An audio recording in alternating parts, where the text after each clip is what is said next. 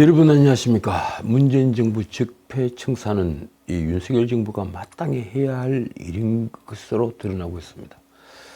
문재인에 연관된 수많은 범죄들을 윤 대통령과 그리고 윤석열 정부 검찰은 언제까지 덮을 수 있다고 생각하는가요?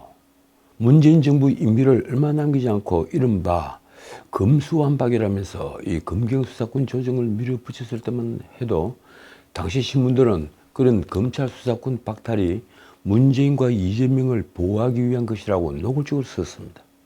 문재인은 마지막 국무회의 시간까지 변경을 하며 검수완박 법안들을 공포했습니다. 그런 안전장치를 마련해야 할 정도로 문재인이 받고 있는 범죄 혐의는 많습니다. 게다가 모두 심각한 범죄들입니다. 울산시장 선거운동 개입 사건은 명령을 받은 아래끝들만 지금 민주주의 메커니즘을 무시한 중범죄자라고 하여 1심에서 중형을 선고받았습니다. 그런데 문재인은 아직 수사조차 받지 않았습니다. 서해 해수부 공무원 이대준 씨 피살 사건은 대통령이 우리 국민을 방기한 사건입니다. 문재인은 이대준 씨를 버린 밤에 유엔 총회에서 영상 연설을 했습니다. 탈북어민 강제 북송 사건은 이 나라 좌파들이 모두 가짜라는 것을 여실히 보여준 사건입니다. 그들은 생명을 존중하지 않는 유사 좌파에 불과합니다. 문재인 정부 구성원들은 하나같이 전문가들이 아니었지만 그들이 무능함을 감출 목적으로 통계를 조작할 정도로 도덕성을 잃은 자들이었습니다. 문재인의 통계 조작은 참으로 용서할 수 없는 중범죄입니다. 무릇 일국의 통계는 후세를 위해서라도 정치적 입장과는 분리하여 관리돼야 하는데 문재인은 통계청장 황수경이 자신의 입맛에 맞는 통계를 만들지 못하자 그를 경질해버립니다. 결국 문재인 정부 당시 국가의 경제 지표들은 모두 신뢰성을 잃게 됐습니다. 문재인은 국가 통계는 공익적 가치를 가진 공공재로서 중립성이 보장되어야 한다고 정한 국가통계기본원칙 제1조부터 파기를 한 셈입니다. 이번에 이 감사원 감사 결과 국가 채무 비율을 축소 왜곡하라는 지시가 있었다는 게 드러났습니다. 문재인 정부에서 국가 채무를 엄청나게 늘린 장본인인 기재부 장관 홍남기가 바로 그 당사자입니다. 감사원의 감사 결과는 정말 충격적입니다. 감사원은 문재인 정권 당시인 2020년 9월 기재부가 발표한 2060년 국가 채무 비율 전망 수치를 집중적으로 살펴봤습니다. 5년마다 발표하게 돼 있는 장기 재정 전망은 법적 의무사항입니다. 당시 기재부 발표 내용은 이렇습니다. 성장 시나리오에 따라 2060년 국가 채무 비율이 GDP 대비 64%에서 81% 수준으로 관측된다. 이게 말짱 거짓말이었습니다. 그런데 당시 이 발표는 곧장 논란을 일으켰습니다. 말씀드린 대로 너무 터무니없었기 때문입니다. 감사원이 뒤늦게 찾은 그 원인은 이렇습니다. 홍남기는 국내 총생산 그러니까 GDP 대비 국가 채무 비율 전망치를 축소 왜곡하라고 지시 관철했다. 감사원에 따르면 홍남기는 2020년 7월 정기재정 전망을 보고받으면서 2060년이 되면 GDP 대비 국가 채무 비율이 129.6에서 153% 정도에 달할 것이라는 수치를 보고를 받자 이를 두 자릿수로 떨어뜨리라고 지시를 합니다. 그 이유가 기가 막힙니다. 129%의 국가 채무 비율은 국민이 불안해한다.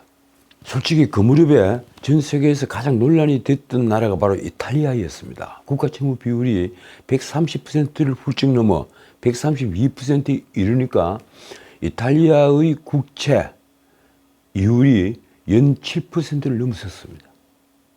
국가 채무 비율은 정부의 재정 건전성을 평가하는 지표로 활용이 되죠. 그리고 국가 채무 비율이 낮을수록 정부는 더 적극적으로 재정을 쓰는 재정 정책을 펼 여지가 생깁니다. 어떻든 홍남기는 국가 채무 비율을 두 자릿수로 떨어뜨리라고 국장들에게 지시를 했고 기재부 국장은 그 지시에 맞춰 국가 채무 비율을 81.1%로 낮춰서 그러니까 마사지를 해서 다시 보고를 했습니다. 일국의 통계를 권력자의 입맛에 맞게 마사지를 한 것입니다. 홍남기는 채무 비율을 낮추기 위해 재량 지출 증가율을 경제 성장률에 연동하는 원칙 대신에 놀랍게도 총 지출 증가율을 경제 성장률의 100%로 연동하라는 아주 구체적인 지침도 내린 것으로 조사가 되었습니다. 통계를 조작을 하는데 그 방법을 가르쳐 준 겁니다. 이 방식대로 하면 통상 증가 추세를 보이는 재량 지출이 실제와는 달리 감소한 것처럼 보일 수 있다는 우리가 제기가 됐습니다. 그러자 홍 전 부총리는 부하의 진언을 무시했습니다. 왜 불가능한 일인가? 재량 지출 증가율이 마이너스가 되는 것도 정부가 충분히 의지를 가지고 할 수 있는 것이다. 홍남기가 말한 총지출 증가율을 경제 성장률이 100%에 연동하는 방식은 미국과 영국, 독일, 일본 등 주요국들이 재정 전망을 할 때 재량 지출을 경제 성장률과 물가 상승률이 연동하는 것과 대비가 됩니다.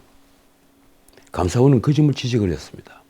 그러자 당시 기재부 국장은 장기재정 전망협의회 심의조정 과정을 임의로 생략을 하고 홍남기의 지시를 그대로 따라 채무비율 전망치를 81.1%로 낮춰 재보고했습니다.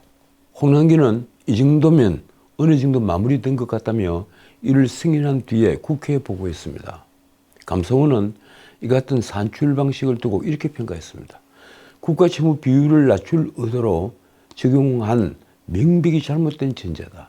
감사원이 원칙대로 재산출한 2060년도 채무 비율은 148.2%에 이르렀습니다.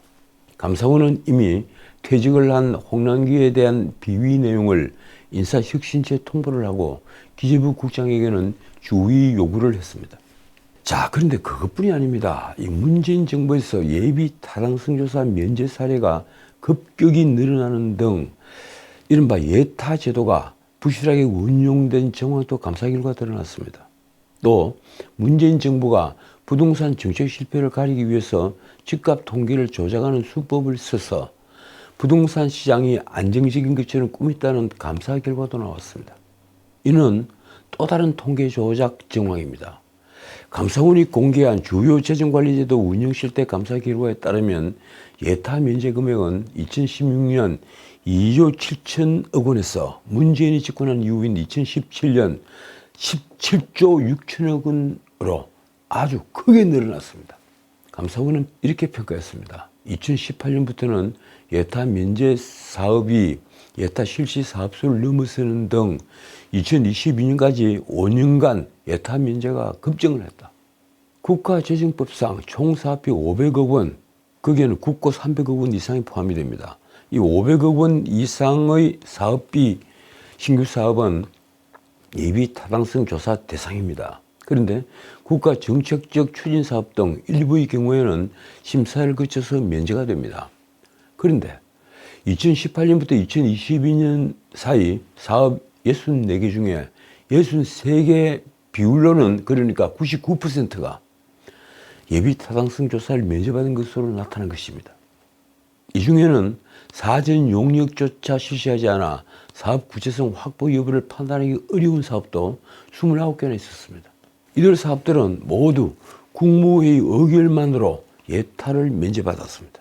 이는 국민의 혈세를 함부로 쓰는 일로 문재인이 무소불위의 권력이 작동하지 않으면 불가능한 일입니다.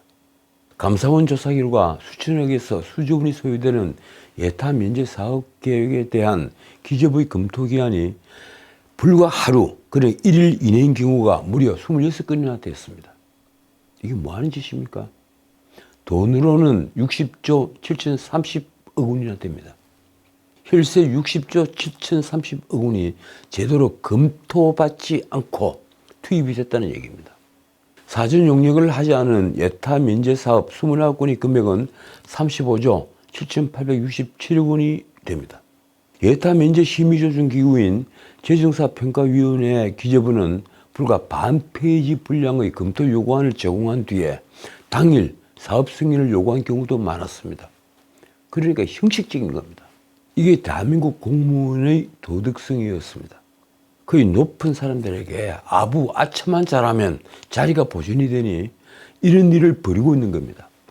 감사원 관계자는 사실상 모든 예타 면제 절차가 형식적이었다고 지적을 했습니다. 어떻든 문재인 정부가 미래 세대가 갚아야 하는 나라 빚을 추산하는 2060년 국가 채무 비율 전망 수치를 최소 2분의 1 이상 축소 왜곡했다는 감사원 감사 결과는 아주 충격적입니다.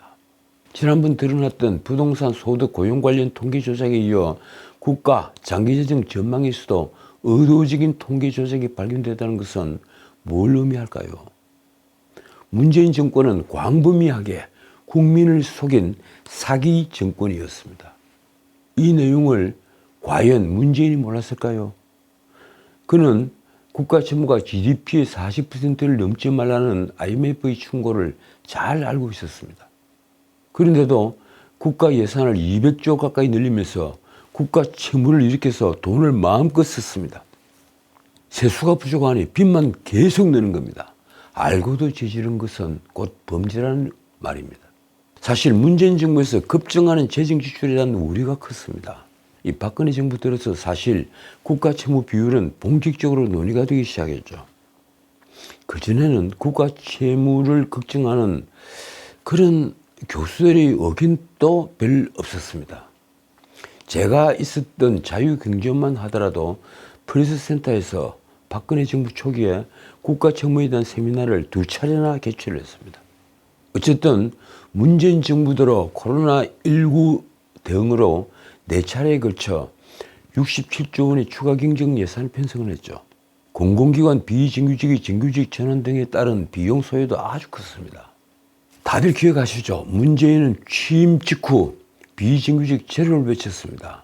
무엇보다 당시 기재부의 국가채무 전망치는 같은 달 국회 예산정책처가 발표한 2060년 국가채무 비율 전망치 158.7%와 거의 2배 가까이 차이가 났습니다. 한쪽은 81%였으니 말입니다.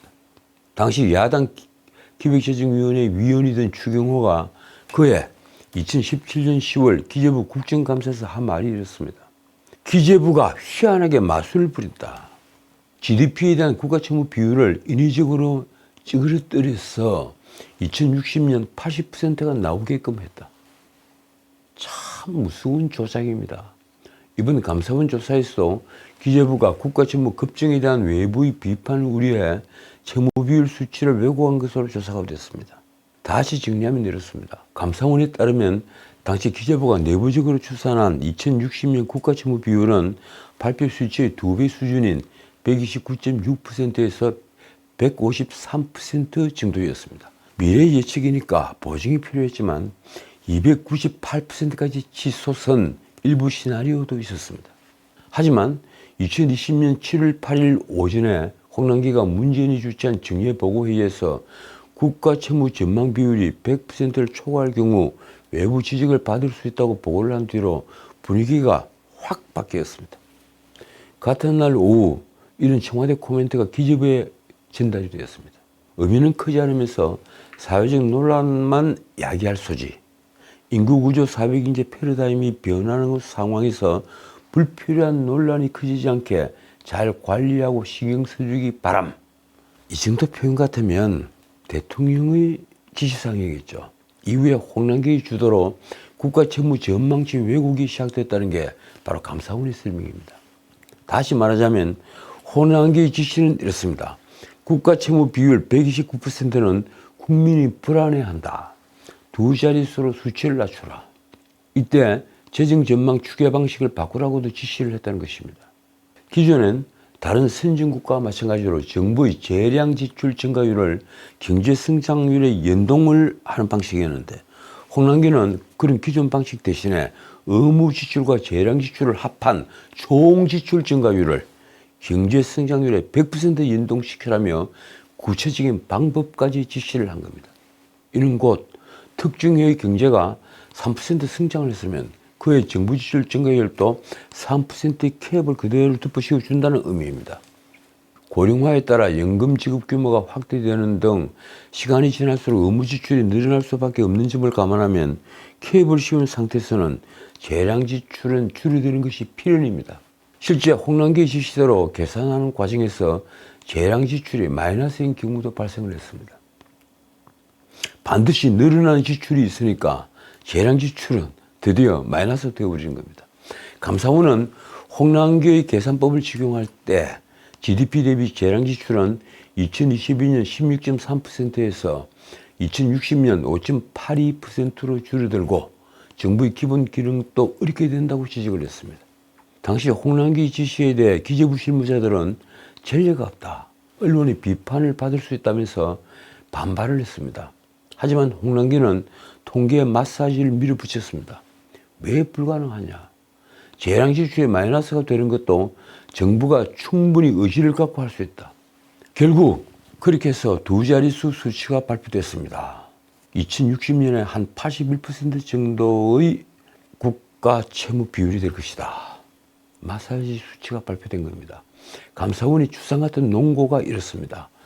홍남기가 채무증가 등 외부 비판을 우려해 장기재정 전망 수치를 왜곡 축소하며 객관성과 투명성 및 정부의 신뢰성을 훼손했다. 객관성, 투명성, 그리고 신뢰성, 이 세 개를 훼손을 했다는 겁니다. 감사 결과가 발표되자 홍남기는 이런 입장을 내놨습니다. 의견과 판단을 달리하는 여러 지적이 있을 수 있다.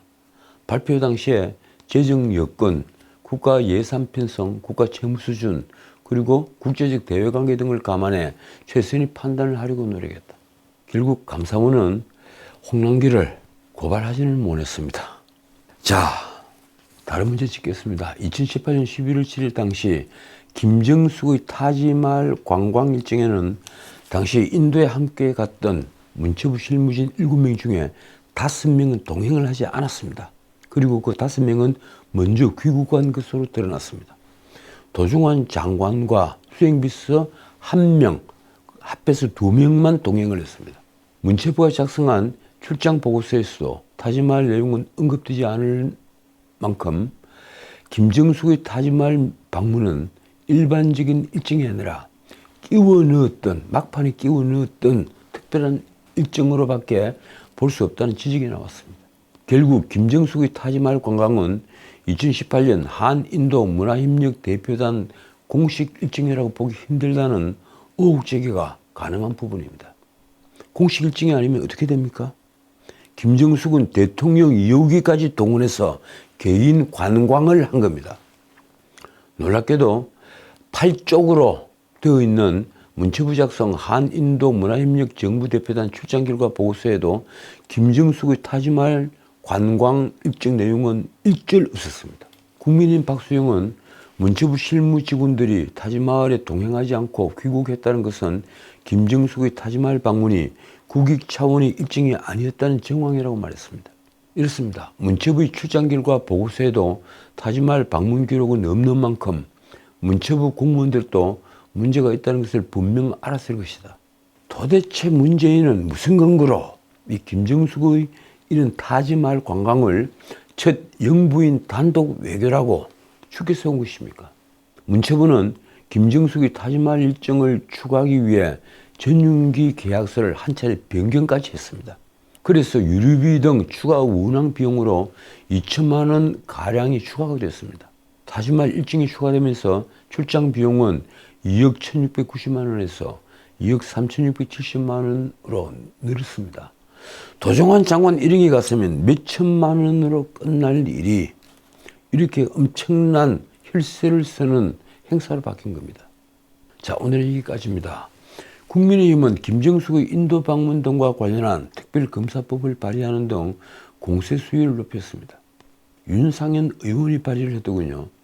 여당은 당시 김정숙이 기내식 비용으로만 6,292만 원을 사용을 했고 영부인이 첫 단독 외교라는 문 전 대통령 주장과 달리 도종환의 특별 수행원 자격으로 인도를 다녀왔다고 지적을 했습니다. 문재인 정부 청와대 국정상황실장을 지냈죠. 윤건영은 김정숙 특검 법안을 이렇게 평가했습니다. 이는 최상병 특검법 물타기이자 김건희 여사 방탄용 특검으로 욕도 아까운 저질 정치공세다. 정말 그런 겁니까? 300만 원짜리 디올 백에 관련한 특검보다 저는 이 타지마을 관광에 관련된 특검이 훨씬 더 중요한 특검이라는 생각을 합니다. 그리고 특수활동비를 가지고 장신구와 옷을 구매했다는 의혹에 대해서도 반드시 특검으로 밝혀야 한다고 생각을 합니다. 도대체 방탄을 하는 자는 지금 누구입니까? 그것도 고검장 출신들이 그 알량한 권력에 잘 보이기 위해 지금 선비 지조를 꺾고 있습니다. 상방울 대북 송금 사건 검찰 수사에 대한 지금 특검을 하자는 것이죠. 고각 아세는 학문을 구분해서 세상에 아첨한다 하는 뜻입니다. 글자 그대로 풀이하면 그렇습니다. 학문을 구분해서 세상에 아첨을 한다. 권력에 아첨한다. 저는 요즘처럼 고각 아세가 난무하는 진보 진영을 본 적이 없습니다. 모두 다 가짜이기 때문입니다. 지금까지 전희책이었습니다.